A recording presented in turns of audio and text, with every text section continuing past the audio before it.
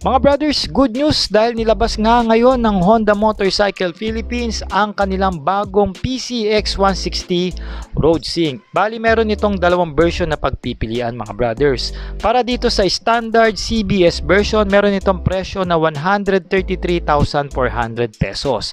At meron itong tatlong kulay na pagpipilian. Yan nga ang Vortex Red Metallic, Matte Bullet Silver, and Perpadeless White. At para naman dito sa Road Sync ABS version, meron itong presyo na 154,900 pesos. At meron itong dalawang kulay na pagpipilian. Yan nga ang Matte Gunpowder Black Metallic at Perpadeless White. Okay, kung titingnan natin ngayon ang itsura nitong bagong PCX 160 Road Sync ay ibang-iba na siya mga brothers, especially dito sa kanyang front facing, no? Mas aggressive and mas premium looking ang kanyang headlight design. Tapos ang ating handlebar dito is meron na pong fairings cover, no? Kaya naman mas premium ang datingan nito mga brothers. Para sa kanyang features mga brothers, meron itong traction control pagdating sa Road Sync version. Meron na rin itong mismong Honda Road Sync kung saan makukonect natin ang motorsiklo sa cellphone via Bluetooth para makita ang kanyang status. Meron na rin itong onboard navigation, multimedia controls at upgraded na rin ang ating USB charging port.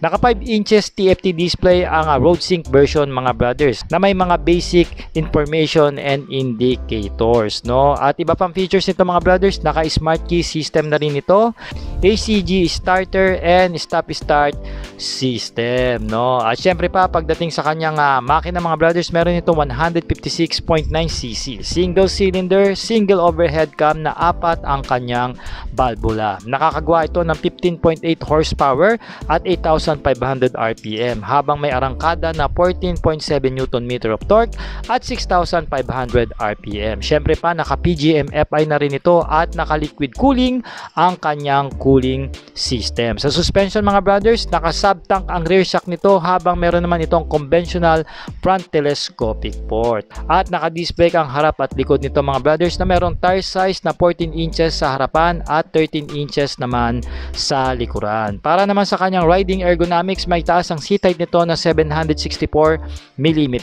At meron itong bigat na 132 kg para sa ABS version at 133 kg naman para sa Road Sync version, no? O nga pala mga brothers, ang underseat nito ay umaabot ng 30 liters, no? So ito mga brothers, magiging available ngayong next month ng May 2025 sa lahat po yan ng mga Honda dealers nationwide. Kaya mayroon pa kayong panahon para makapag-ipon, especially ng inyong down payment. Abang na kayo mga brothers dahil for sure matetest ride at magkakaroon tayo nito ng impression ride para dito sa bagong Honda PCX Road Sync.